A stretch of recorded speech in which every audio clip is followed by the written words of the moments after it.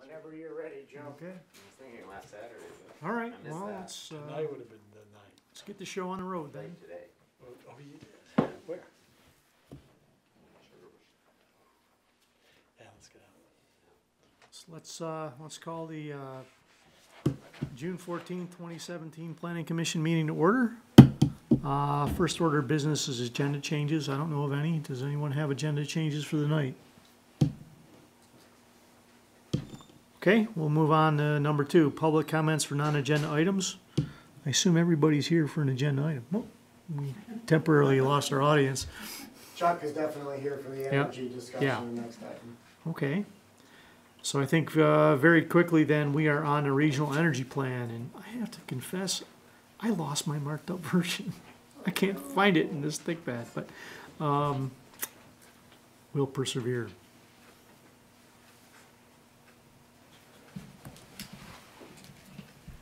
So just to reiterate what I said in the email with your packet, this is just a to-do item asked of us by the Regional Planning Commission. So they're asking for feedback. They had a memo dated April, actually, and they posed very specific questions and then gave us a bunch of data that we could look at and think about and all of that jazz. And so I just reiterated the questions in my email. Comments, questions on the Municipal Energy Data Guide, comments on the constraints on renewable energy development, revisions, fine-tuning, or clarification based on what the Commission suggested back in the fall, and then any feedback on identifying locally preferred sites for renewable energy generation. Okay, so I mean the 3 general comments, I had a couple of them last time. One was there should be something in here about not, doing this for Vermont, not doing this for other states. There should be some understanding of how we weigh possible constraints and known constraints, and kind of the same way we do that for rural areas, in our own bylaws. And the third thing that struck me really reading through this was, that the goals are very aggressive. Some of them fit within the typical planning commission purview of, doing regulations. I can think about bylaws for energy efficiency, things we've played with before to different levels of success. And some of them, because of the percentage of achievement they want. For instance, to insulate 98% of existing homes goes well beyond what we're typically doing in the Planning Commission. So I think we need to think about, if we are to be proactive in achieving these things, we need to think about education, outreach, all kinds of things. Yeah, and I think it's important to realize that these are aspirational goals that the state has set, this 90% renewable by 2050. And I think they absolutely require a change in the marketplace that not even state officials have control over necessarily. So it's not that the Data Energy Guide is saying, this is something you have to crack the whip over the community to do. It's saying these are the targets, and think about it in your planning. Yeah, I'm kind of saying that the whip isn't really a tool that we'd have for a lot of the things they want to do. Are there incentives, Joe, that we could create? Not necessarily funds, but advice. I think your group has talked a lot about advice to homeowners. Can we support that as a planning commission in some language we have? Yeah, I think, and maybe that's why Chuck is here as well. For some of these things, advice in, being more energy efficient or stuff like that is something we could do, if that can be termed in you know, an incentive. And I don't know that it's this board, I don't know that we have the expertise, but, you know, if this is a goal, we should get the expertise. So procedurally, just so we all know what we're talking about, the Regional Planning Commission is updating the energy plan for the region, for Chittenden County. Chuck and the Energy Committee and I talked about this last week at their meeting. The idea is that each of the municipalities within the county will be able to have that, the data crunching that they did and these maps and that sort of thing, such that after the regional plan has been updated, municipal plans can be further refined and updated as well. Some towns are gonna just piggyback on the regional plan and refer to it. Other towns are gonna go beyond that. And I think that with regard to how we're gonna get to these goals, that's a conversation for the next update of our energy plan. So we're in the process of updating the town plan right now. So the select board is gonna be finishing that up, hopefully late summer, early fall. That has a revised energy chapter in it, but the Energy Committee and I talked about their desire to revise that one more time once this regional effort is done. So I think we'll be back at this table talking about how do we achieve all these goals through regulatory, non-regulatory means, incentives, all of that, probably in about a year or so, with a not a wholesale update to the town plan, but sort of a strategic update to the energy chapter. So tonight, you can think about those things, but you don't have to. Mostly, we just need to get our thoughts together and get them to the Regional Planning Commission so that when they're updating the regional plan, you know, maybe if they got something wrong, or if we want them to think about these out-of-state credits, you know, that they can add language in to that effect. So can I just ask a question, and maybe Chuck, you can help on this? So I'm looking at pages 8 and 9 on Chittenden County, and it's just a couple of graphs that show electric energy used today and electric generation potential, I assume based on these maps and data they have. So if I'm reading this right, it says that energy use in Hinesburg today, both residential and commercial, this is on the top of page 8, is 21,797,390 kilowatt hours. So 21.7 gigawatts, I guess, if I'm doing my math right. So they want us to save that electrical energy use. Total electricity saved in kilowatts by 2035 is 5.9 million kilowatts, or 6,000 megawatts, 6 gigawatts. So just throwing things around here. So 6,000 megawatts, we'll say. That's the number I've kind of baseline to, if I'm reading this right. So then on page 9, they say, here's your electricity potential. And it says rooftop solar 4 megawatts. We have to get to 6,000. Ground-mounted solar is 100 megawatts. And then wind is 9,400. So is that, if I'm reading that right, is pretty much if we don't do wind, so if we just did solar, let's say, and we didn't want to do wind, there's no way we're going to make this target even near. Well, so Am I reading that right? Kilowatt hours are not the same as kilowatts or megawatts. So one is a measure of power, one is a measure of energy according to these tables. So you can't convert them and mix them like that. But more importantly, what's being shown on page 8 is how much energy we're supposed to save through efficiency gains. Yeah. That's not a measure of how much energy we're going to use. Those are savings.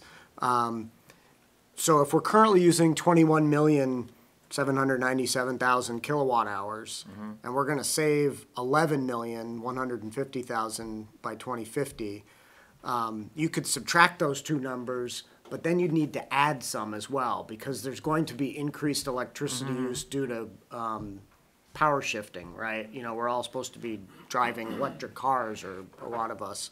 So what's not depicted on here is actually how much, I don't think it is anyways, how much energy we actually need to produce in 2050 or how much we anticipate using in 2050. And that is a deficiency in the data guide that the Regional Planning Commission is aware of, because they've been getting those comments apparently from a number of towns. Like, I see how much we're supposed to save, I see how much we're supposed to produce with solar, wind, and the like, but I don't see how much we're going to be using total in 2030, 2050, because it's hard to know how much of the total is going to be accounted for by solar, wind, and the other renewables, Okay. unless we know what the total is. Right.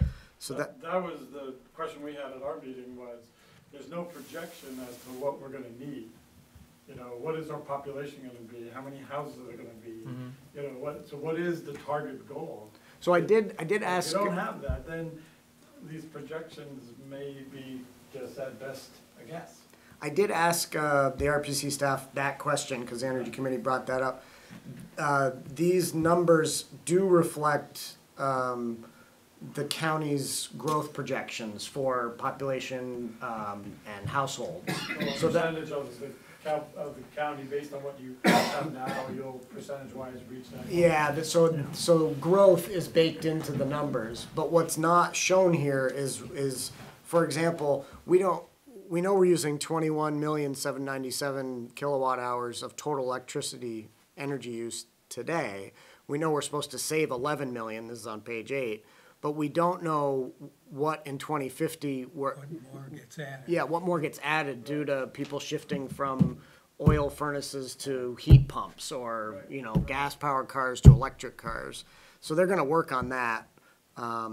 But I think, Jeff, you were trying to get to a bigger point about how much wind we're supposed to produce. Is that where you were going Well, with I that? was just trying to see, try to get an idea of how much renewable energy do we need to generate to make some of these targets, and then based on their projections of, the ideal wind locations and solar locations, what does that mix look like, right? So you could kind of come up with a plan where, let's say you could go on a map and say, okay, I'm gonna do 80% solar, so much percent of this, and how does that mix up? And then you can maybe plan where you want those things to go, and you kind of know how you can make your target. So that's kind of where I was thinking, is how you could plan this out and then think of it that way. Like, I want so much percentage of what type, and how do you lay it out on a map, and that kind of idea versus. Aren't these numbers saying that? Well, 100.83 megawatts of production through solar and 9,400 through Yeah, but wind? it's hard to convert hours to watts to Alex's point, Have they because you taken don't know how much that they're gonna into use account? in an hour. Has regional taken into account, they say we've got that potential, So what does I'm, that potential produce, I'm sorry, no, I'm just gonna say what I'm unclear on now that we're talking about this, and I should have asked them this already, but is on page 9, it shows us what our existing renewable electricity generation is in the first Yep. table, and the Energy Committee had some comments about how accurate that is based on the data source. The second part of the table says renewable electricity generation potential.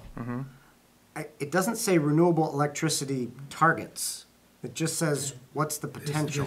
But I'm So this is the assuming, total potential based on the total potential based on the mapping. Based on these Not how maps. much we're actually gonna produce, but how much we could produce. Right. I was kind of playing with that number, and it kind of seemed like we'd be net energy, producers Yeah. with that So, number. so I think these last two tables show us what's possible, and then the land area that we would, that we have available for those things. And what I'm not seeing is, yeah, it looks like part of it's cut off. on page 10, I guess they have the solar targets. So that's what I wasn't seeing with the solar targets. What I didn't get with these numbers, Alex, is if they're, they have a term base, and they have a term, they have Prime. a term, Yep. potential, constraints, and then, definite constraints. And, looking at this ground mounted solar, or this wind number, right? So is the 28, is the 28 million megawatt hours, right? Blowing away all constraints, considering all constraints that's in a- between. That's a good question. I don't have an answer to that, Joe, so I can ask. Well, looking at the wind map, Right. yeah, it's I like think it's- if we maxed out the hills section. Yeah, I have a feeling that this table is, if you considered no constraints and you just took the prime areas for wind and solar, how much could Right. you produce? Yeah. That's what I think it is. Yeah, but I mean, what, I think this is probably at least part of the place Jeff was going is, if you're gonna formulate a plan, the first thing is, well, what's my potential when I think about the other things I care about? Right, And and so this table, we can give them feedback, this table is not helpful because it overestimates what the potential actually is, because it Yeah. doesn't consider the yeah, constraints. and it's like their maps are not helpful because there's just way too much information. And so, Piled on top of each other. Give us I the think- GIS data or. I think the way they did the maps in these tables is absolutely confusing, and it'll be easier for us to do our own town plan with the energy committees if we get them to reformulate these. And that's the kind of feedback they want to hear. They're like, is this helpful? So this, I'll tell them it's not. But with that said, if we're correct in our assumptions, the numbers you're seeing under the potential table, that 28,826,000 megawatt hours, that's not a target. That's not how much is actually going to be produced. Same with the ground-mounted solar. That's just a pie in the sky potential. The next part of the table gives you acreages of land that Could be used to. that could be used produce that are prime that or energy. base. And then the last page 10, is really the most important one, I think, because it indicates what our targets are for solar. We don't have wind targets. That's what they tried to make clear in their little notes, is that they're doing the wind targets for the county and not on a per town basis. So, Why is that out? I think that they felt that, well, first of all, they're not required to. So the Department of Public Service has a set of criteria for these energy plans, and the criteria says you have to have municipal level solar targets. It says you do not need to have municipal level wind targets. I think the reason for that is that where you can do solar almost everywhere, wind is very specific, especially large scale wind. So it may be that there are certain portions of the county that are better suited and would see more wind, and other municipalities might not see any. So the county might be imbalanced if you look town by town. Right. But the overall county meets the targets. Right. And this, it shows their estimate as to what we could contribute at a maximum. That's my understanding on that, on page 9, yeah. But I'm gonna tell them that table is not helpful. So their maps that show these wind resource areas don't take into account the constraints that our zoning and town plan might place on. They took everything, as Maggie said, if they built out everything here. For the table, I think so. I'll have to ask. I'll have to ask and find out for sure. The maps show the constraints.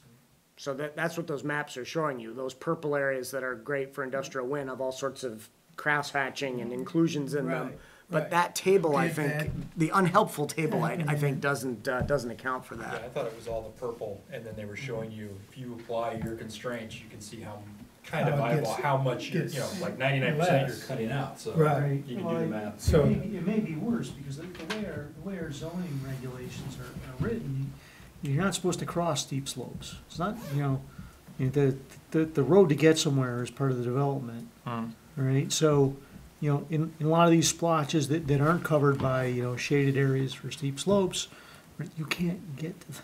You can't Yeah, get yeah. to it Right, unless you come in so I from mean- above. I mean, it's not only, if they do a map on steep slopes and overlay that with, the Hinesburg, they're gonna get one answer, but if they look at really how they're gonna get somewhere, I think they're gonna get a very different answer. And I almost feel like to do this, you gotta get to what's actually possible, given what else you care about, not Well, creating this grand. I think what the RPC is most concerned about right now is making sure everybody's thoughts about the constrained areas are mapped and are on the table, so everyone knows where you don't go. And then, based on that, they can look and see how many acres of suitable land do you have left to do anything on. So that's a good comment, Joe. I can forward that to them as part of the comments that, that, at least from Hinesburg's perspective, crossing prime or known constraints to get to an area that is not constrained is, problematic. It is true, though, that our rural regs did include an allowance for crossing a primary resource if there was no other way to get to a suitable development area on the other side. So if we're gonna be consistent with that, that possibility does exist. So Do we get credit for private solar fields? I mean, is that, Yeah. how do they track that? How much do we make today? So I mean, that's there's a lot of what, people- page 9, the top table is doing. So they're using, the community energy dashboard, which the Energy Committee pointed out is not necessarily, all-inclusive or accurate, but they're using that to count up how many existing solar sites there are. And But these, like heat pumps and stuff don't count? well, that's a good question. That's not production. Yeah, that's a good point. How they doesn't make more. how they achieve the efficiency gain, how we're gonna actually know whether we've gained on electrical efficiency on a project-by-project basis, like how many houses have been insulated, how many heat pumps have replaced, kerosene heaters or oil-fired furnaces. I don't know the answer to that. Do you, Chuck? Well, we had somebody from the community dashboard talk to us at the Energy Committee, and the plan is to use this dashboard to get real data from your town. And right now, it's just volunteer data, so that, for example, we have 294 sites, they're not sure, that's just people calling in saying, I got a site. A site might be a little panel on their garage or something. So we don't know, that data may not be very meaningful. So our plan was to actually use the dashboard and survey the town, find out what we have out there. So we have some real data on our town. And I think that then gets fed into the dashboard, and then we can be more confident as our numbers grow and people actually, we can confirm what it is that's out there. But are we also gonna- every year, solar, you produce less and less every year too, right? Normally? I mean, In terms of the production on the roof itself? Yeah. The panel itself Yeah. produces. The panel Okay, you loses start about losing. 1 to 2% a year, yes. And then it levels out, and over 30 years, you gotta replace your panels, yeah. But it's still a good number. I mean, if we have so many roofs and we know how many, watts are on that roof, we can generate a reasonable number for what our town is producing and what our goals may be. Will the dashboard have the kind of information Dennis was suggesting, like how will we know when people put in a heat pump? Will we know that, or will we only just see the result in overall electricity usage? You won't know about the heat pumps. And It'll be, overall yeah, oil usage and all, yeah, okay. yeah. Because you get a rebate, so I didn't think they would have that. Yeah, I mean, you don't have to do that, but smart people do, get the rebate. And Yeah. like Green Mountain Power would know who has solar, I would think. Yeah, I think there are They ways do. to get after the solar, but I think knowing how many houses have put in additional insulation or done weather sealing or replaced old drafty windows with new ones or put in a heat pump, I don't think we're gonna know that. Efficiency Vermont does have that data for people who've gone through that program. For those people that go through it, Yeah, right? I right. mean, the person who just does it on their own without, there's no way to Yeah, track that. unless we talk to them, yeah. I mean, the other thing that struck me when I was listening, the percentage goals, this many houses weatherized, this many businesses converted. From an engineering standpoint, I'd rather be prioritizing what the worst offenders are, the least efficient places. I wanna, I kinda wanna upgrade those first. And I think this whole plan kinda misses, right, that detail is, you don't treat everybody equally, right? You go after your worst first. I mean, if I'm trying to save power in a design, right? I look at where my power is coming from, who's burning the most power. Then I go to them and I say, I want this much from you.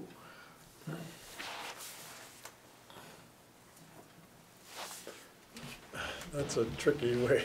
It's a tricky way, Yeah. but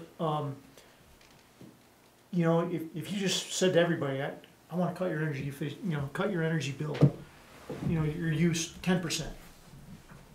Okay, I mean, the guy who already has solar on the roof and 1 foot insulation and yada yada yada, right? He's going to have a hard time cutting 10%, and because he's already done more than his share.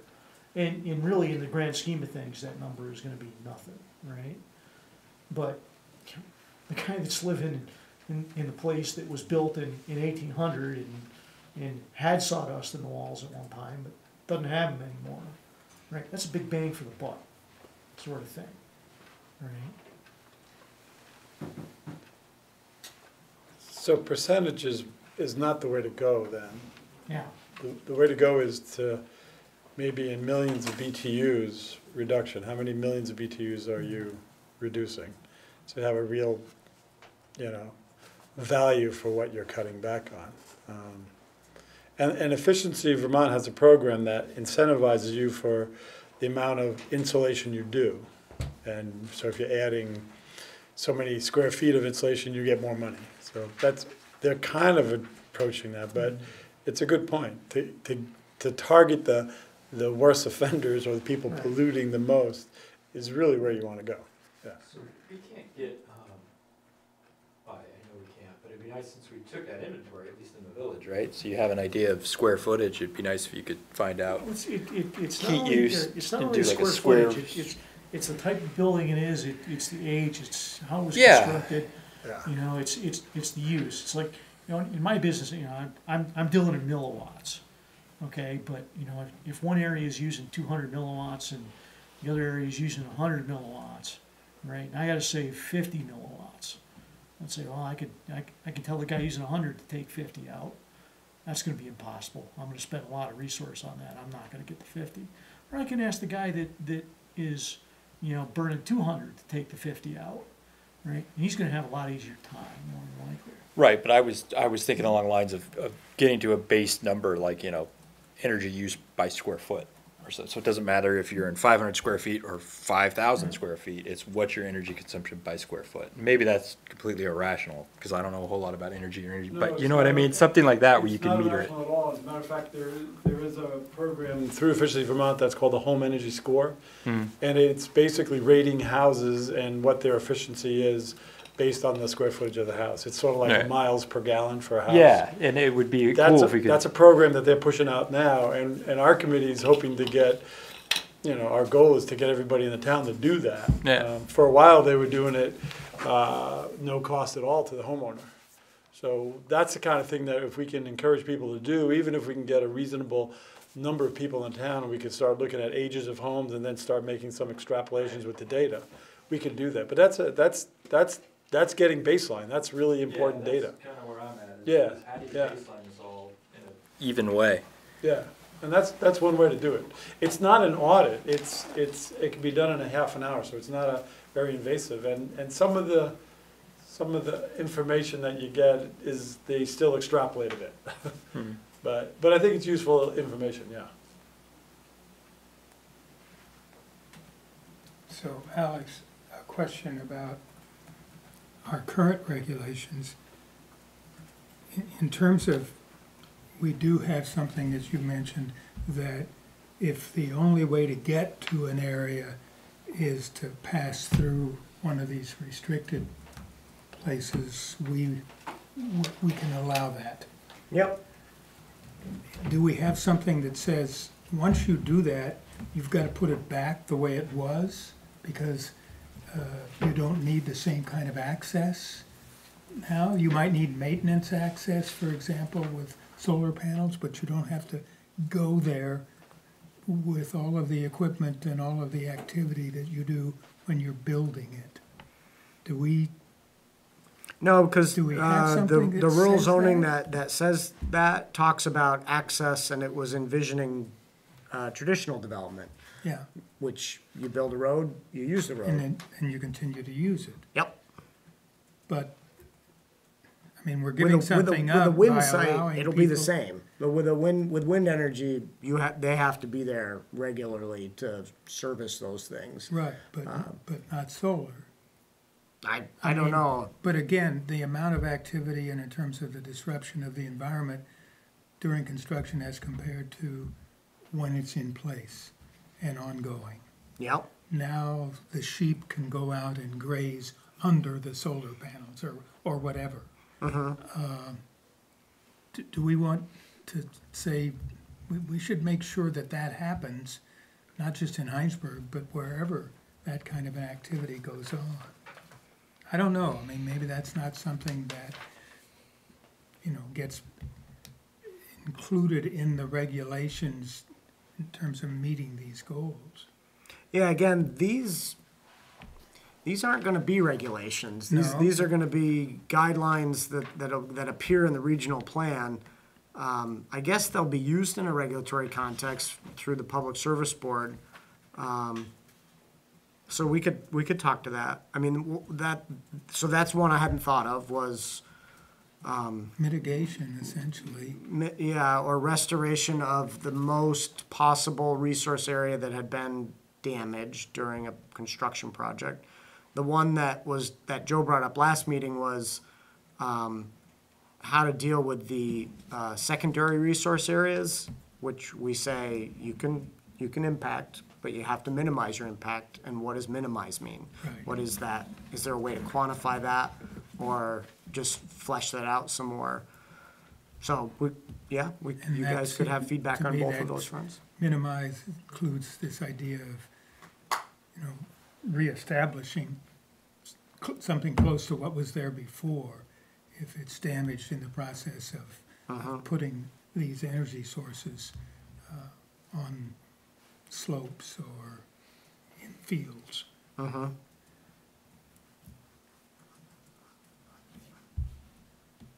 Okay.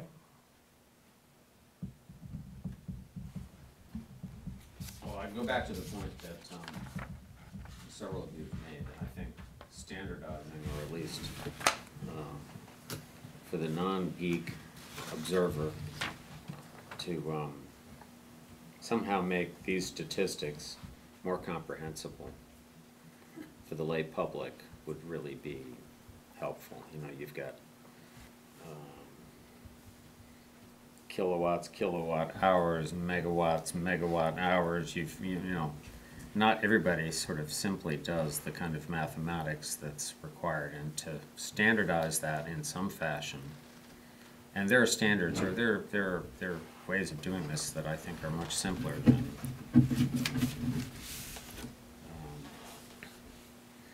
they've got generation and they've got potential, and they use different units for both. Yeah. I mean, come on. Even kilowatt or megawatt.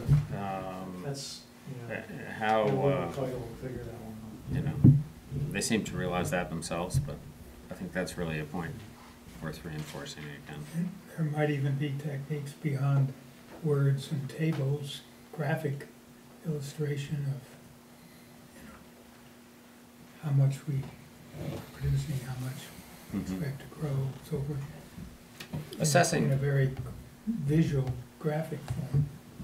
Assessing the maps, I'm like everybody else, you tend to look at where you are for credibility, and at least when I look at my own little region of Hinesburg, where I live, it seems reasonably accurate.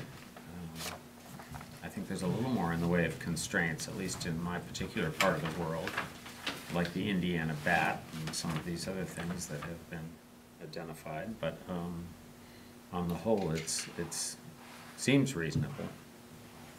When I look at the wind, solar, constraint. So extrapolating beyond that, one would think, okay, hard enough data to represent. I don't say that task is simple. I'm sort of constantly amazed at what they can generate. And they're quite pretty. You know? Alex, maybe you said, or can these be looked at online and you can zoom in some more than this? Oh, yeah. Yeah, you can zoom in, John. The digital ones, yes, but not, not down to a parcel level, Right. because these are static maps. Right. But it's all GIS data where you could go down to a parcel level if you had the If you had- software. If you had the software, you could, yeah, the Yeah. data is there. yep, yep. But remember, this is happening at a regional level, and they're Oh, yeah. going down to the town level. So there is a limit Right. to its precision. So can I ask, I'm still not sure what you want to say about secondary resources and how much the impacts on them need to be minimized, and how that relates to the two principal renewable energy developments that we are likely to see: solar arrays and wind turbines. So keep thinking about that. But I think there's a bigger question in my mind, which is wind at all Well, that's what I was on the trying to- eastern hillsides of That's why I was Hinesburg? trying to find those minutes. I think, but I couldn't find the minutes, but we sort of put constraints on the entire area, more having to do with habitat and the corridors. I mean, Wildlife corridors? it was habitat, water quality, erosion. I mean, And- the fact is, when I look at compare with the map of steep slopes, there are quite a few areas in that section that are accessible by road and aren't, constrained by steep slopes. So if that's our criterion, we should take another look at the steep slopes, at the hill section. But I can't find our minutes and I can't remember. So core wildlife habitat is a constraint that's on these maps. So we did talk about it. We forwarded it to them, as we said that would be a secondary resource, But a that's possible secondary, constraint. yeah. So we don't have any, okay. And it's all of that, the diagonal lines pretty much Is is that core, is plus- core wildlife habitat. There's some other possible constraints mixed in, but that's the bulk of it, especially on the eastern side of town. So a wind project that was in front of the Public Service Board, you have to think about what this is gonna be used for, right? So a wind project wants to locate in Hinesburg, the best wind is in these purple areas. So they go to the Public Service Board with an application and they say, I wanna locate here in this purple area, not because it was purple, but because they know that's where the wind is. And the Public Service Board says, Regional Planning Commission, do you have comments? What are the constraints in that area? And so they're gonna look at this map and say, there are some steep slopes that need to be avoided, or if you pass through them with an access road, minimal intrusion. And there's this big chunk of core wildlife habitat. Minimize your impact on that core wildlife habitat. And it's not clear what that means, other than reduce your footprint. That's the only thing I can think of that, would be an obvious, is reduce your footprint. Cluster the turbines as closely as you can.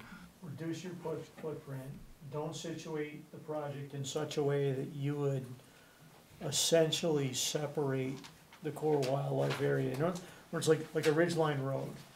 So if you look at a normal, install for wind, what they'll do is they'll go up a ridge, and then they'll work down the ridge. They'll have multiple turbines on the ridge. They'll have a road connecting them, for assembly and for maintenance, right? And that can have the ability to separate. It's fairly wide to get a tractor trailer in there. Right? That has a separation possibility between, what's on one side, what's on the other side with regard to wildlife. You want to minimize that. You don't want to cut away significant swaths of movement by that. Do the wind turbines just spinning, does that scare off the wildlife? I mean, do they care, or? I mean, have any studies on that? Lots of studies for particular projects on that, you know, impact on birds, impact on bats, in particular. I mean, like, From would deer strikes. wanna Yeah, what about hang out ground there, bear, Due deer? to the sound or the vibrations, I couldn't tell you. Don't know enough about that to speak to that. The other thing in terms of access to the ground dwelling creatures, we're putting underpasses under our paved roads where known habitats are separated. The one locally is the one going down to Virgins. Do we want to say, again, kind of as part of mitigation, if you have a permanent access road in and you know that there's wildlife in that whole area, you need to provide some safe crossings. Probably not, I wouldn't imagine, because there's just not enough traffic on these access roads to pose a danger to those Yeah. critters. They'll just scamper across and without getting smushed the way they would on, you know, Unless a they're major affected artery. by the very presence of the road, and that we're not gonna be able to do anything about.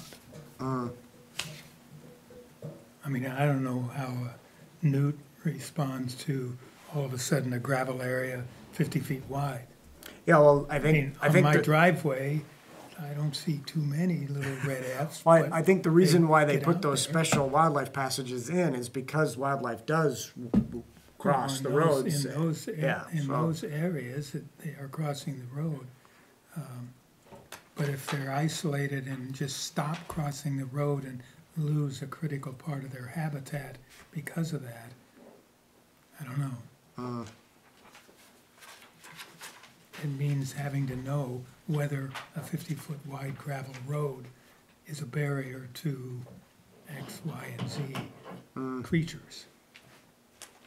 Yep, I've been told that birds can be affected by a power line clearing, that they won't cross from one side to the other, although they fly much further distances, but those become separators. So how specific do we need to be? We're talking about minimizing impacts. Are we just adding more detail? Is that? How specific? I'm not sure, Maggie. How specific do you want to be? Imagine a project, and the developer says, "I'm going to minimize my impact." What would you like them to do that? Do you want to keep them on the edge? Do you want to reduce the footprint? Do you want to have the minimal possible length of access road? I'm just throwing things out. I think many of those things, I mean, I think when we've talked about this before, there's a minimizing impact, you know, let's take this back to the argument on agricultural areas. You know, do we want someone to site a house in the middle of a field when they can site it at the field's edge, right, and preserve most of the field for agriculture? I think we want them to do the latter, right? So that says, you know, don't put things in the center, put things on the periphery, right? The word minimize says to me that we want to minimize the footprint, right, in these areas that we consider sensitive to us, okay? So, right, not only put it on the edge, but minimize your intrusion into it. In other words, preserve all you can for the original intended use, all right, while still getting this new use in. In terms of road, I guess, I mean, that's a new one to me, but, you know, if there was a choice in the development to put one road in, right, that, you know, traveled down a ridge line for a long distance versus putting, you know, 3 roads in that encroached minimally on the core area and came up to single sites, which would we choose? I don't know. Yeah, it might just be, again, footprint, overall length of access road, keep it to the least possible. Right.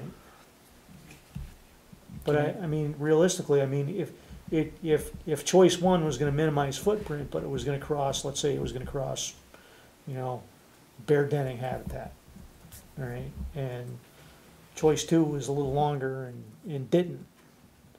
Which would you choose? Right. So you still need that factor in there about, is this a barrier? If the ones that come up to each site by themselves from a low point maybe aren't a barrier, and the one running along the ridge is. It's almost like you need a weighting and scoring. Well, so what the RPC folks had talked about was that they want to include language in the regional plan that says when you have a project and you have some areas that are possible constraints, that there has to be a site-specific assessment done so that there's data and there's clear understanding of what the factors are. So if it's agricultural soil, you got to go out and actually look at what the ag use and the soils look like. If it's wildlife habitat, you got to hire a wildlife consultant and go out and map it and figure out what's really going on.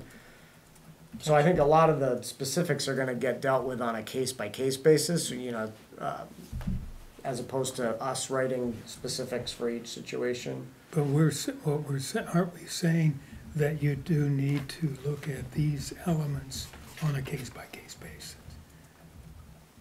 Yeah. Is something creating a barrier? That one, yes. I think minimizing your footprint is not a case-by-case. That's just a global sort of, if you're in an area of possible constraints, just, you don't get to spread out and have elbow room. You gotta tightly pack it, or maybe you gotta have a project that's not as big as what you had hoped or something. So Right. didn't we talk a little bit about the solar placement? And I think it was but just sight lines and ridge lines? We did. We And talked about preferring sites that weren't, that had natural topography that shielded Yeah. them. And I like where you're going. Yeah. It was kind of, I think another one of the questions you asked, Alex, is where do we prefer these things? Right. Well, I prefer these things if you had a map where, we had a map a long time ago. It was very controversial. We ended up not publishing it. It was kind of like a visibility study, from public roads. Okay, those places that are less visible would be, preferred. Just like, known, like the town dump. Okay, that'd be preferred. The sewage treatment plant, that would be preferred, right? Roof lines, obviously, that's already in there. Didn't we come up with a term for that, Joe, when we were doing the screening thing? There was some kind of photo, or I forget what we were talking about, taking a picture of it and then. Absorbed by the landscape? Yeah, we kicked that one around when we were doing the Yeah. screening stuff. Well, there was a screening thing where it was absorbed, but then, You're talking Right. about the view line, Yeah, the view shed, Yeah. that's what it was, the View view shed. shed. Yeah. What's impact on the view shed or something, yeah. yeah. So the screening regulations that we put in the zoning for solar will still come into play with projects. Right. This is about siting. I think there's a good thread here, though, to make comments to the regional plan or regional planning commission to say that those screening regs in Hinesburg could be used to help site stuff, with that visual absorption being the key, whether it's topographic or landscaping or vegetation or what have you. So I can put that in there. Okay. We didn't identify that as a constraint in the first go-around, nor did we talk about it as a preferred location, but I'm hearing that it's sort of both, right? We would not like to see them in your face, and we would prefer to see them in locations that are Not in your face, absorbed. not in the village growth area, because that's for growth. So in the case of the solar panels that are out next to the treatment area, Yeah. let's say those, someone's come in and said, we'd like to do that project, and it's not there yet. How do we feel about that? You can see it, It's not right Yeah, on it's, the it's road. distance Right. from the It's a road distance. has a huge impact. I mean, Yeah. what I do mean, people the say ones about that are the, right here. what do Yeah. people say about the Green Street Right. panels? Right.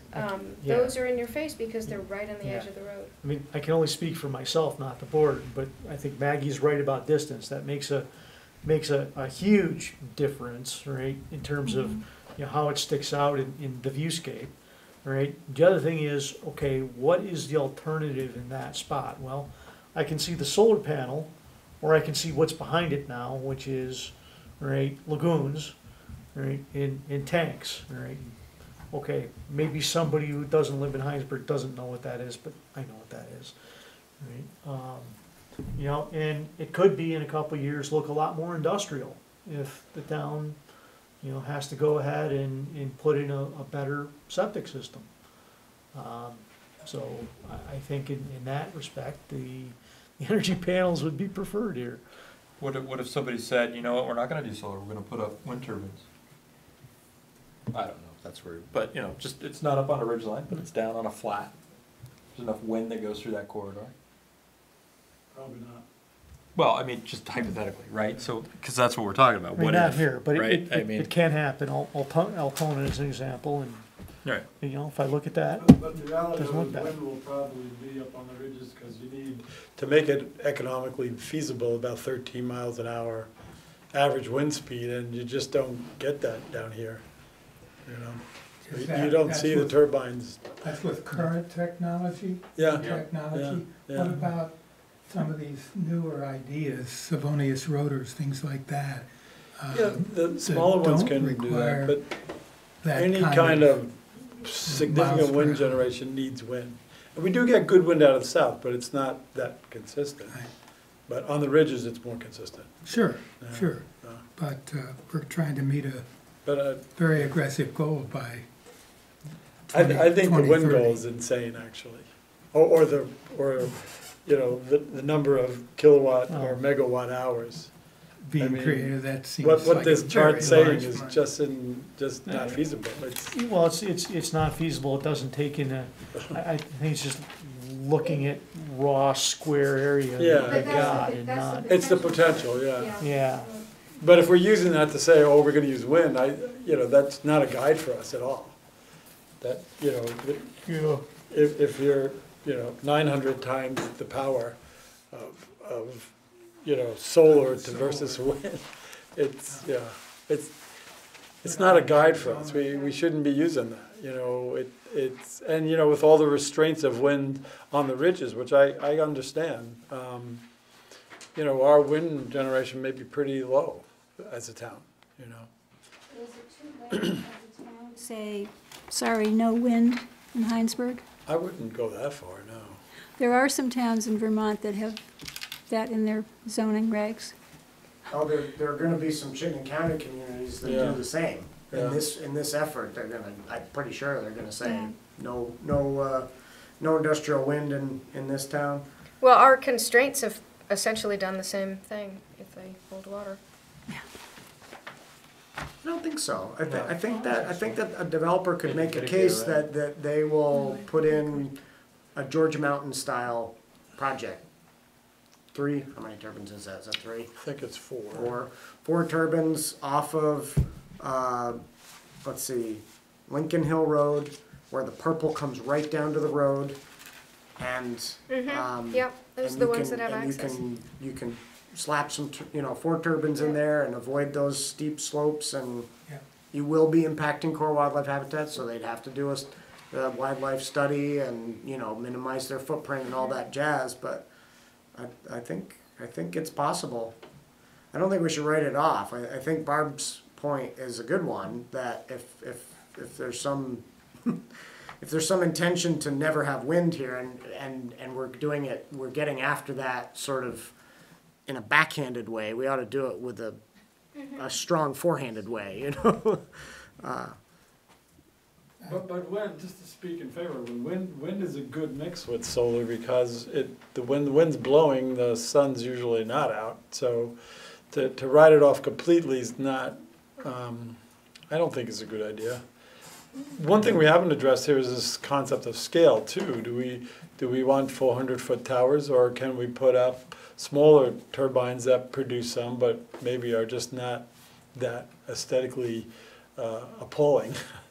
You know, that I could see happening on some of our ridges, smaller turbines, but. And a different kind of turbine. Yeah, yeah, and the technology, like you say, Don, the technology may increase, so we can get more energy out of them. Yeah, look at what's going on in Europe and Yeah, For me, I see look at lots them of like, options. electric wires, right? yeah, But go back 100 years, those were great. Oh, we got telegraph, we got electric wires, this is great technology, we're gonna run this stuff. So, okay, you've got electric wires, and everybody wants to bury them all, but you can live with them. It's the high tensile, high industrial, Velcro wires. And so I'm just trying to think of that in the future of the difference between small scale wind and huge industrial wind. yeah. And do you really want that big industrial running your ridgeline? I'm Sometimes not the worst of it. It's the access roads, it's the Yeah, intrusion, but it's, physically you know what I mean? create them in I'm the thinking of first it like that, of just, people probably thought the electric lines were wonderful. And now they're, Why'd we do that? no one wants to live by them. But I mean, they're necessary, but I don't know, maybe it's a bad analogy, but that's kinda how I think of it, is it's the small versus the big, and maybe technology will get to a place where you won't have these huge things breaking up the ridge lines and all of that. You could do something that'll still give you the power, just not as. For the foreseeable future, wind projects are going to be large towers. Yeah, I know. That's they're not going in a different direction. So I think Yeah, if we're gonna and I plan think for the once next you- 10, once you get 'em, you're stuck 20 with 'em. years, this is a 2050 horizon, that's not as far away as people think. I think we should be thinking that we're gonna, the wind that we see will be big wind.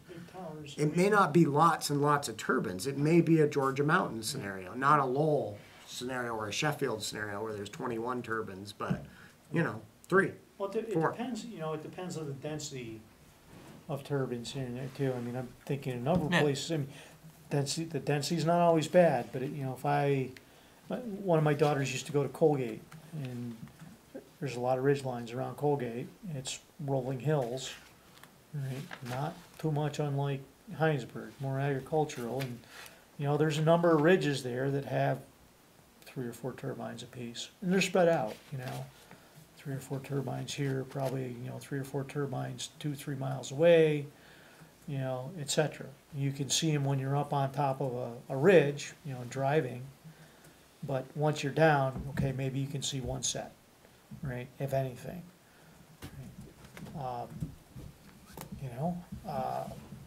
I never really found that offensive.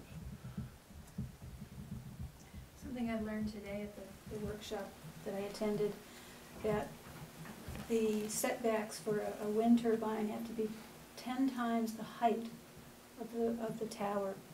And if you have a 500-foot tower, that's 5,000 feet, it's almost a mile.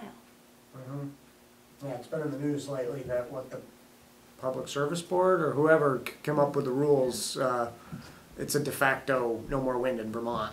That's what our former entrepreneur who used to be here, Dick Blittersdorf, was quoted as saying in the paper anyways. It's also the decibel level. Yes, Right. yes, they've Decibel set the level. noise level so low that it's almost It will impossible. kill wind Yeah. if they have that new rule put in place, yeah. So we won't have to worry about towers then. Exactly. A lot of people did say that when Phil Scott took the governor's office, That's right. that was going to mean all this angst over wind was going to go away for at least a few years. So Alex, we probably ought to spend some time back on page 2 and page 3. I think that was one of the things you were trying to get us to comment on.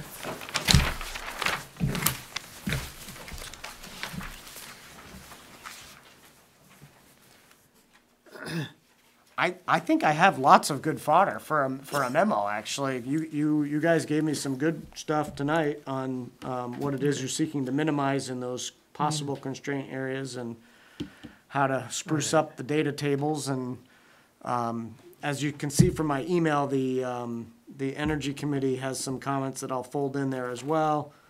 I thought the whole repowered thing was pretty cool, but yeah, if there's any other known preferred sites that we haven't already talked about, be happy to throw those in. I think we've exhausted most of those. Can I interject an idea we floated at the Energy Committee? So this whole idea of preferred sites and sites we don't want, we're also talking about private land.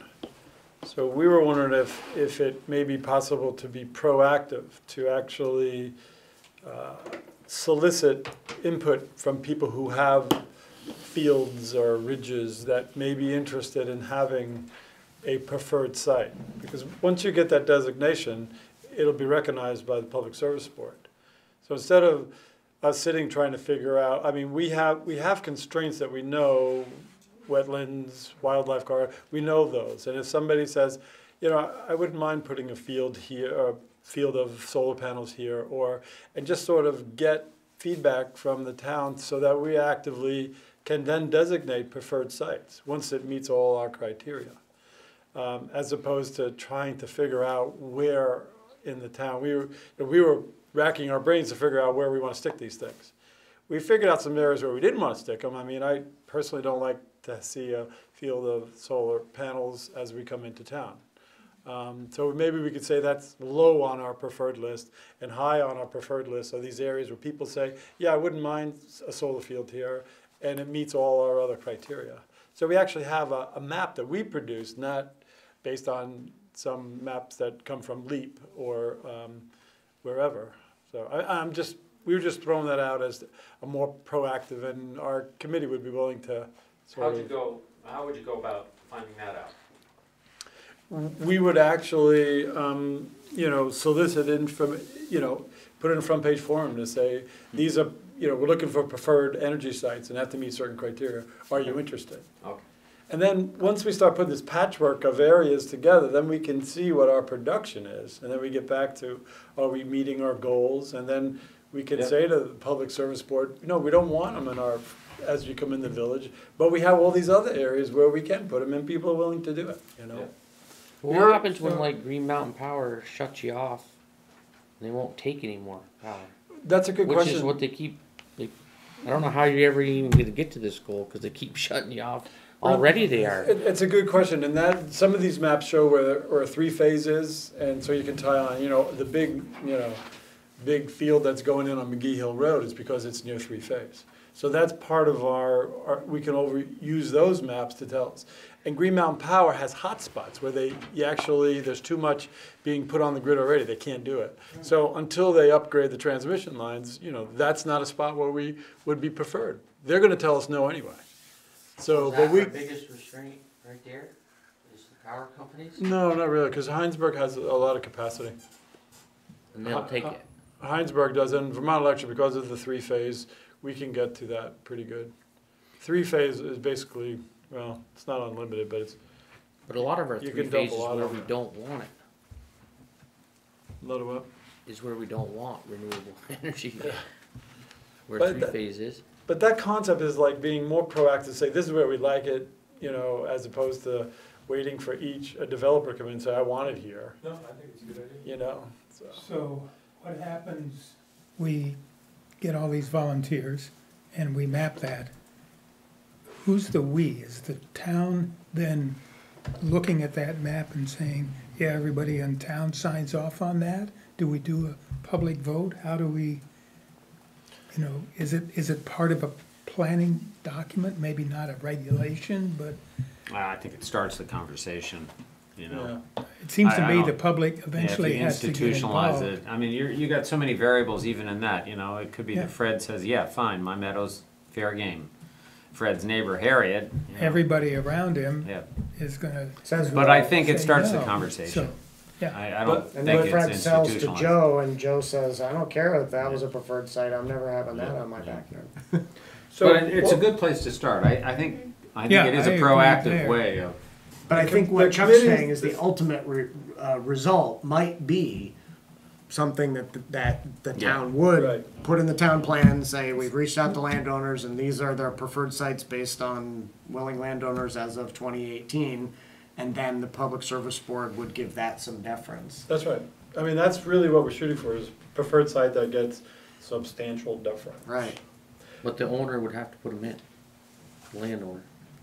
Well, Whoever, it would be on however their, that it would be on their Some kind of land, a they'd probably deal. contract Whether you with lease some it, company. however. I mean, yeah, if I think I'm a developer in there and you're telling me you're a willing landowner and a prime thing where I'm not gonna, the town has kind of said, yeah, we like it there, landowners like we would like it there, I would think that would be a big deference point where everybody's sort of happy. Doesn't deal yet with Yeah. feasibility or acceptance of Right. utility or any of that sort of stuff. It just says, hey, these are prospects. So just, this came from, the Energy Committee was approached by somebody. We did a community solar forum and had people in talk, and after it, a landowner in Hinesburg came and said, I think I have a field that we'd like to put this in. And it was 252 panels or something we figured out we could put there, and they were very excited. But we also contacted all the neighbors and said, how do you guys feel about this? It's kind of tucked away here. And he got, everybody signed off on it and said, yeah, we're okay with that. So to me, as a town, that would be like, primary preferred site. Landowners around it, okay, it's got good solar exposure, it can get close to the grid, it's not an ag land, it was not, well, it might have been ag land. We didn't check that part. That's fantastic, being proactive on this is Yeah. just great, and I'd love to work with you. I know you've got the whole committee, but just on putting something, You could be on 2 committees, Meg. putting something together for Front Porch Forum, something Yeah. concise and But as a committee, Energy and Planning Commission, we'd have to come up with a criteria. Well, what we're gonna say is, okay, Right, first you gotta do a lot of work before you get to the point of having any group of sites to then have a Right. public conversation about. That's right. So, Yeah, sounds we're like not everyone's talking about it. enthusiastic for you to get the process started, reaching out to landowners. And we may find that there's a lot of people that would like that, and then, I bet we'd have some pushback on the window.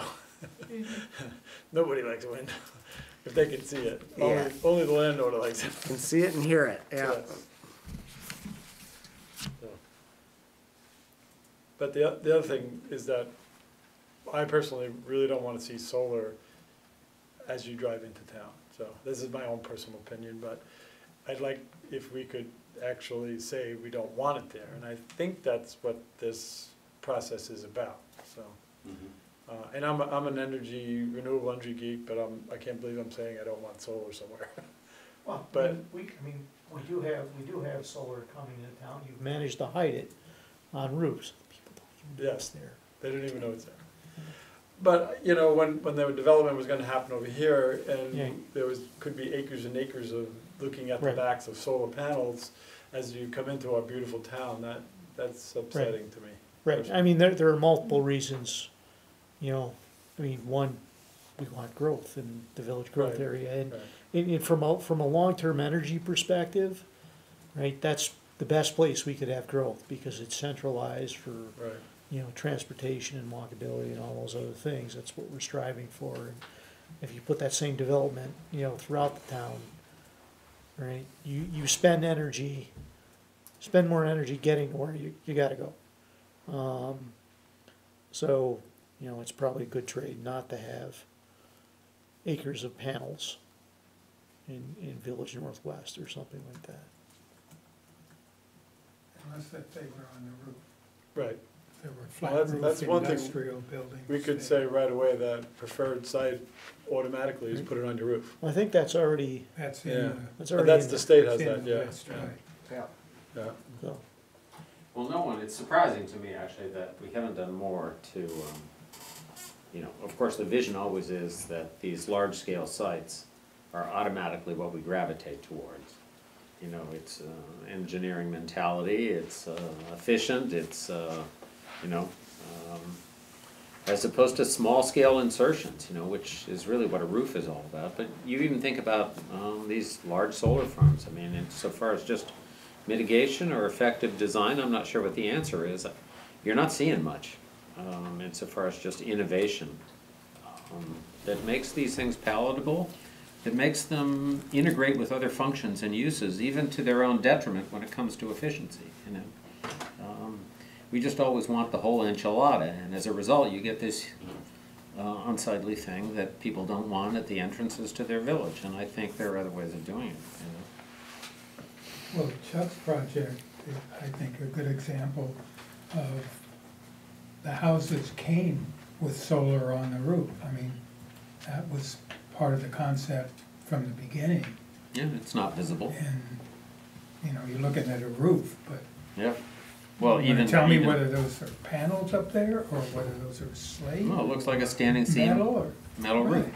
Yeah. Well, I think we have a better example, because, you know, we're all on the same page with rooftop solar, right? It's all good. But the NRG facility has plenty of ground-mounted solar Yep. around the building and in that, you know, high spot in the middle of wetlands that's sort of off and away. And that's, you can't tell me you don't see those solar trackers. I do. Every time I drive by, I see them. But I assume, just like me, you don't find them offensive. It's not It's a not commercial- an acre yeah. of solar Well, no, panels. not at all. I don't They're- find They're those- sort of plunked in with crab Right. apples behind them and, Right. you know, a building, and so that, I think you're right, Ralph. It's not monolithic. I think there's a way you can do these things and not have them be a 5 acre, Yeah. you know. I mean, some of the same things that were mentioned earlier work towards that. One is the distance. Right. The other one is, right, if you look at, you know, let's say you're coming on the Charlotte Road, okay, so we got two solar installs to compare. We got the one near the treatment facility and we got the one right across the street, right? If you look from the road towards the treatment facility, what you see is the black panel. It's not, it's less industrial, right? It's a black facade, right? Yeah.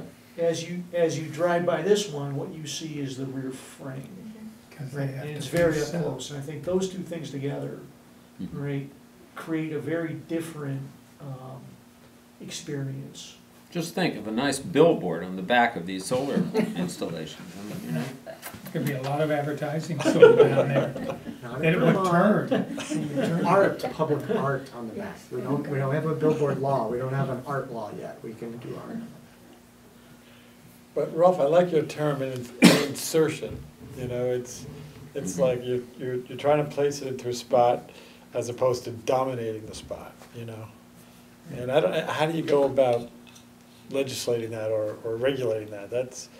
That's where I think if we can be more active approach and sort of have the criteria and just give it a designation, Yeah. you're okay there, you know? And then we can tell the Public Service Board, here's our 20 sites that we like. This is good to go, you know? Okay, we beat this one? It's a good one to beat. I like it. Oh, we're not, so I think I have plenty to get a memo in the next 2 days to the Regional Planning Commission. It sounds from what Chuck and the Energy Committee are saying that they would like to take on an update to the energy chapter of the plan, you know, in the coming year, even after we just adopted the new plan. So I think Chuck's committee will provide some leadership on fine tuning a lot of this. This isn't the end. This is our input for the regional plan. Right. Our town plan can go beyond and be more specific, be better, all of those things. Okay, excuse me. And Right. you're welcome to join us. I gotta run. Thank you. All right, thanks. Thanks, Chuck. Yeah. That's good. All right, let's move on to minutes for May 24th.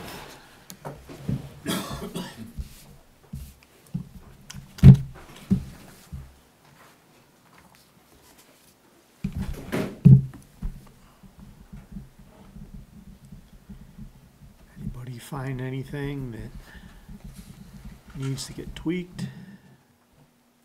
I didn't see anything. Give everybody a minute.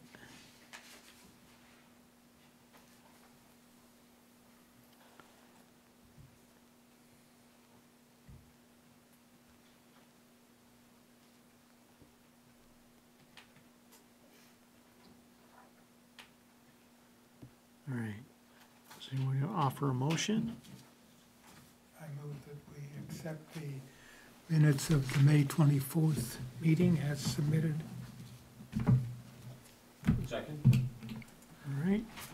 All in favor? Aye. Aye. Aye. Anyone opposed? I think we still got 5, all right. We still have 5. Okay, so that brings us to Other business. So town plan update, select board review. They completed their review at their last meeting last week. And I told them I would have all the edits for their July 6th meeting so that they could review them and decide whether I nailed what they wanted changed or if I muffed it up. And at that July 6th meeting, assuming they get through all the edits, reviewing them, we'll talk about when they want to hold their first public hearing. They talked about potentially doing it in August, which is about the worst time you can have one aside from Christmas, or the end of end of your holidays. And they also talked about maybe delaying it until September when everybody's back in the school, work flow and back from summer vacation. But they'll talk more about that then. But they did make it through the end, so that was good. They did transportation and energy at their last meeting. Doesn't it come back to us so that we see all their comments and then some stuff gets I think what happens. smoothed off? And No, I think what happens is they make all those changes, and then I provide you with a copy, and there's a statutory report that the Planning Commission authors as to the changes that are being made, and you get a chance to update that or make comments, basically. So it doesn't come back to the Planning Commission unless the Select Board rejects it or sends it back. so they make some changes. And then they hold a public hearing, take public comment. They have to have 2 public hearings, actually. And then, assuming there aren't any further changes, they adopt. And if they don't do that by November 9th, it's considered denied. Because November 9th is the drop dead date. That's when you had your public hearing on this, and they have a year from that to actually do something with this thing. Okay, so we don't get to do anything about changes that they Just comment make on in them. terms of commenting, and Yep. we can, as individuals, appear at Yeah, public hearings, et cetera. individuals can go, and as a commission, you can look at what they've changed and submit a, memo to them saying, this Our looks good, opinion or is this, such and such this is bad, or about whatever. these things. Yep, Okay, and I guess probably your first, meeting after. your first meeting in July, I think, is the 12th, so probably for that meeting, might have if something. everything goes according to plan, I might be able to get you the copy so you can Okay. review it. Okay. Okay, dog park update. So Barb was good enough to reach out to Kathy Gutierrez, who I met with, and Kathy is still actively working on the dog park. She is still thinking exclusively about the Japrag site. She's going to work with the Conservation Commission, because it's a new Conservation Commission largely, with that in mind. Her cost estimates were in the $22,000 range for fencing, and, there's no magic pot of money. So she's trying to think about fundraising, and it sounds to me like this will be a long-term sort of effort. I asked her about the idea of having multiple dog parks and or just one more centrally, as we had discussed at your last meeting, behind the Farmall Drive neighborhood. She really felt that, well, 2 things. She felt like there's no way we could support 2. It's Yeah. just too much work and it's too much money. So it's going to be 1. And she really likes the Japrag site because there's a lot of dog use there already. And she felt like having the dog park there might be able to take some of the dog pressure out of the trails and into a confined area. So she prefers that site. That's the one she's still working on. I put the word out to my planner cohorts in Chittenden County about just trying to get Kathy some advice on fundraising and all that. And I did talk to the Shelburne Town planner, who used their experience as a cautionary tale of building a dog park in a wetland, and the trials and tribulations they're going through, and it can be done. We all think of wetlands as, cattails and that sort of thing. There are wet meadows that you would look at and say, well, that gets hayed every year. How can that be a wetland? But it actually is. And in Shelburne's case, they put it in a place similar to that. And they did talk to the wetland office ahead of time and got the ruling that if you're just putting fencing up, that's fine. But anyways, I'll be talking with Kathy about Shelburne's experience. The Japrag site does have wetland issues, as came up during the gas pipeline redelineation of wetlands. The site that we had talked about last time behind the Farmall Drive neighborhood may or may not. The original wetland mapping that the developer did said there were, very few mapped wetlands back there. But that was several years ago. We all know that field is wet. So it's a little unclear if that spot is perfect or not. Anyways, that's the update. I told her we were talking about the official map, and she didn't have much to say about that, except, this is where I'm working on it. She is really a one-woman effort at this point. There's no committee, it's just. Yeah, I reached out to some other people, I never heard back from them. So. Yeah. Is there available land over by the ball field for a dog park? No, No. not unless we were to get more land from the Bissonette family, from Haystack Crossing, that the ballpark area is completely utilized by the 3 fields that want to be there, the parking lot, a future building for restrooms and concessions and equipment, and possibly a small playground. There is no leftover space. You described Yes. when the current possible developers, BlackRock, pulled back to that line, it left this section yes. that's not part of the rec fields, and it's not part of That's true. BlackRock's proposal currently. So there So- is, So that is a Something possibility, there. but It's not very big.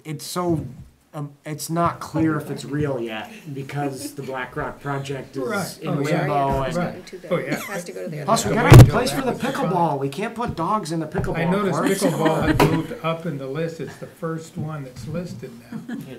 Be nice to have some shade too, I would think. Yeah. Right out in the field. Yeah, yeah. Well, the Japan site Plant some similarly trees. is Yeah. Wooded though, The field. in different areas. now we're talking about down on the lower Down field by lower. the parking lot, which is Ah, all, It's in the field Down by the too. wires, right? yeah. Or the Velcro. Yeah. The pipeline or the wires. So that's the dog park update. Did either you or Barbara bring up the issue of the dispensing, plastic bag Yes, and stands that's- around town, not out at the dog park? Well, I talked but- with Kathy just about it at the dog park, and that's one of the questions I had for my colleagues in other towns, is how that happens. But around the rest of the town, no. I mean, that front porch Nobody's brought forum that up. conversation was, a few days of that, Right. and everyone thinks they know the way it's supposed to happen. you guys are Either all gonna take turns collecting it? Right. I noticed a bag just tonight as I biked over to the cheese plant parking lot and biked around. I'm like, look, there's a bag lying in the middle of the parking lot. Who are these people? Anyways, At least it's in the bag. yeah. I don't know, is that really better or worse? I know, it might decompose if it were not in the bag. It doesn't matter. I've got a bin in front of my house that's clearly where I put my bags because it's easy to dump, and people still just drop it at the end of my driveway. Yeah, and I'm like, really? I'm giving you a free place to drop it. Would you like a game camera to, Right, Maybe, yeah. maybe. I have one you can borrow. Really? At the end of your driveway? Oh, yeah. Yeah, that's not bad. People, so I think some people assume because you have dogs, it's okay. Yeah, whatever. use Well, they have dogs too, Well- obviously. Or maybe they just don't like me. They could be that. I get an entire. Maybe they're bringing like, them there four tires specifically. dumped at the end of my driveway. Yeah. You know. Would you like to borrow a game camera? Yeah. Great sunset going on outside. I'm glad All to be on right, the moving site. on. Yeah, I'm Okay, glad to be on the site. summer meeting schedule and work plan. Right, so you have 2 projects going. This regional planning renewable energy was a diversion, right? One is the housekeeping changes that you've already discussed and you're waiting for me to deliver. The other is the more comprehensive village growth area rezoning, and we've talked about several chunks of that. And I think I was supposed to do a little community survey, which I still need to put together. Jeff and I are trying to work with the village steering committee to have a pre-discussion with them about design standards, because that was one of the areas for the village growth rezoning we wanted to do, and my hope was that we could come to you with some ideas rather than have it just start from scratch around this table. But we haven't been able to get together with the village steering committee yet. We're still working on scheduling that. So what I'd like to do is, I've been, to be perfectly honest, I've not been doing your work for the last few weeks. I've been working on DRB iPads and training our new zoning administrator. So now that that's done, my hope is to get you the first chunk of, if not the whole chunk of the housekeeping changes for your June 28th meeting. And I suspect that may take more than that will take more than a meeting to go through the actual changes. So that would slop over into your July 12th meeting. And I'm hoping that somewhere in that neighborhood of either the July 12th or the July 26th meeting, Jeff and I will have something on these design standards to talk to you about. And what I'm less sort of clear on is how to bring these village growth rezoning, how to bring that package together in a coherent bundle and put it back in front of you with actual language. So I haven't quite worked that out yet. I think Suzanne would be helpful in that. What I need from you is have we talked about the things that you want to see happen in the village growth rezoning, right? So we talked about mixed use definitions. I have enough on that. We talked about official map changes. I'm going to survey the community, but I think I've got enough on that, with some community feedback. We need to talk about design standards. Is there anything else aside from those three sort of topic areas that was rumbling around in your mind, especially yours, Ralph, because I think Density. density and phasing. There you go. Is there another large piece of property for sale? Yeah. The Quinn property, yeah. Yep. It went on the market just last week. 1.2. 1.2 million for 133 acres. Split on either side of Hinesburg. Yeah, I have talked to People have been in dialogue. two I mean- developers and one other party look about at it it for already. these. I figured That that. goes right up to here. I'd buy it. Wow, it's huge. I will tell you that Awesome spot when the for solar Lafreniere out there. farm, which was not in the village, which, had a much worse off structure on it, went on the market originally, it was in the $3 million range, and then it took years for that to come down to a more reasonable amount. 1.2 million for the Quinn property, to me, I'm not a real estate person, that seems like a pretty close to what you could get number. Maybe it'll go down to $1 million or something, but I don't think they started like. Depends on what you can do there. Well, that's the thing. You can't do a lot right now because of the water situation. But the potential, if somebody has the ability to sit on it for a while, And is there is enormous. income property. Already there. Already there. Right. The house could be, rehabbed and sold. Well, there are 2 units in the house already, Yeah. it's plus already the trailer. an apartment So there's multi-unit. 3 units there already. I don't think that'd pay the payment. No. Regardless, with regard to your village growth rezoning, nothing's going to happen on that property or any of these other ones until we have water. And after the water main break that we had today on the Richmond Road, we're barely keeping our fingers in the dike. It's not a good situation right now. So. Yeah, I'm very interested when our water superintendent gets back to find out his take on that, because those were some pretty serious allegations, and I don't know if there's any truth to them. Frightening, to just Yeah. go completely dry, you wonder what's. Anyway, I think that you have time to make these village growth rezoning changes. I don't think things are gonna get ahead of you because of our infrastructure limitations, but we don't wanna completely, rest on our laurels. And I'm sure you also would like to see that project come to some sort of a conclusion. So phasing and density were two others. And I think an aspect of the density obviously was sort of not that I fully comprehend them, but the sort of incentives that are currently married up with the zoning. Right, and whether those are the right Density. ones and whether they actually Are work. they too extreme, are they too minimal, are they what, And So- do you feel like you have enough I sometimes can't always recall. I mean, have we discussed this You sufficiently? you haven't discussed So density or that phasing at ought to be all. a discussion that we have before you go away and try to Make something of this? reconstitute Okay. it. So maybe this is helpful. Maybe that's what I will put on your agendas coming up in addition to these housekeeping changes, or just those could be the two things that we work on, at least while Jeff and I are trying to get the design standards together. Have we gotten, maybe it's part of the house, and have we gotten feedback from the DRB in terms of, you know, hey, it would be nice if this was a little clearer? Yes, or that's what the housekeeping We've got a lot of those changes houses, are. okay, Yeah. alright. Yep. And if we really got really bored, we started doing shoreline in RR1 about So 5 years ago. I'm not bored, don't get me wrong. Everything we've just talked about is enough to keep me occupied through the fall. I feel bad when you guys don't have, actionable items and you're waiting on me. So if there are things that you could be talking about while you are waiting on me, then I'd like to just keep you talking about those things. So I think what Rolf brought up are two village Yeah. growth related items that, And mixed use is a big one too. oh, so we're done with that. You had a talked lot, about that. you talked that one round and round, so. I think as a helpful guide, especially with a new person coming on, but even for the rest of us, if you, on the density and the incentives on the density and the phasing piece, whatever there is currently in the zoning regulations, sometimes the stuff's just scattered about. Yeah, just excerpt it out for you. Excerpt it Okay. and sort of, Yeah, I can well do in that. advance of our conversations about it, and maybe that could be just sent to people, us, Yep. and I did that for you guys on mixed use a mixed little use, bit. I think, so I can definitely do that on density and phasing. One specific site that we haven't talked about, but you've made a few comments about, and that's lot 15. You mean where Hannaford's proposed? Yeah.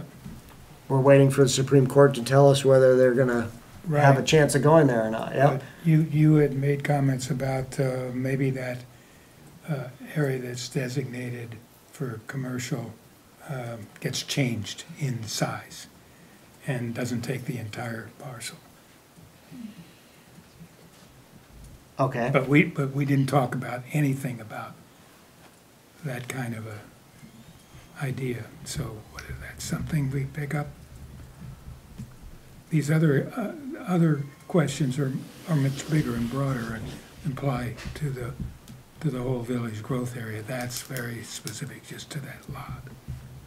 yeah, the other one that I was thinking you might wanna have a conversation about is the Village Northeast District, where NRG is located. The owner and through her development consultant have asked for some consideration of additional uses there, in particular an inn and or hotel kind of a use, as well as just a straight office use. Right now, office use has to be second accessory to another principal use, unless it's a corporate headquarters. And so I think it probably warrants some discussion about that whole district, especially given the fact that the business was just sold and, things are in flux over there. So that could be another topic to go with a lot 15, Yeah. kind of a conversation, if you want to have it. That Quinn property is in R1, right? It's a combination Not all of of it. R1 and R1. Okay. Sorry, Joe, you told me to not do that, and I never did get a better name for those. So now everyone's confused, and I blame myself. How So many we can Rs? just abbreviate triple R1. Yeah, I have a map that shows the constraints and the different parcels and the different zoning districts and what the development potential is from calculations from zoning. If anybody's interested, I can pass it along. I've been sending it to people who've been asking questions. Okay, Huntington Town Plan and regulation revisions. Yeah, these notices are just on your agenda Yep. because I Because- emailed them to you, yep. and we ought to be public about the fact that you received information. They don't necessarily Yeah. require any I didn't- action. I didn't see a lot there. Well, I was surprised that Huntington Village was like a designated growth center or something. Impressive. It was rather surprising. I thought. Competition. Well, and it's a unified set of regs, which they don't have any staff in Huntington, so they must have gone out and gotten a grant and hired a fancy consultant or something. I was impressed by that. All right, wetland impact permit application. So something is moving along for CVU Corners. And you were right to warn us about the 77 pages. Yeah, there's a lot there.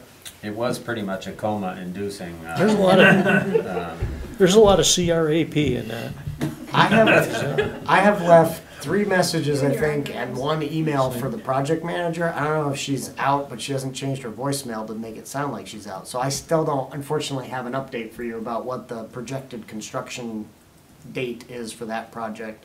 Well, what I did want to see in all of those documents, and there are lots of maps and stuff like that that show, you know, different things that I don't quite comprehend, but it'd be great to just see a really nice graphically concise drawing of what the intersection is exactly gonna be, you know, instead of all that Right. gobbledygook. This is a wetland permit application, so it focused on the impacts. This is what we're trying to build. And it doesn't have a clear picture of what you're asking, which is why Jeff asked me to look into that, and that's why I called the project manager, because I wanted to get the time horizon, and B, get just a simple, you know, mock sketch. Must be fairly There's gonna be big, 'cause I got a letter underpasses in and the mail. overpasses. Did you? From a butter. It's gonna be great. Yeah. Well, I mean, it must go up the road tunnels. quite a ways. just so you all know, there's nothing fancy happening at this intersection improvement. It's just adding turn lanes. So That's a sort of better, what I a better thought. signal, adding turn lanes to all of the approaches. Oh, but what a huge difference. Oh, it will make a huge difference. Well, the impact area that they were studying was pretty extensive, and the way it looped around all those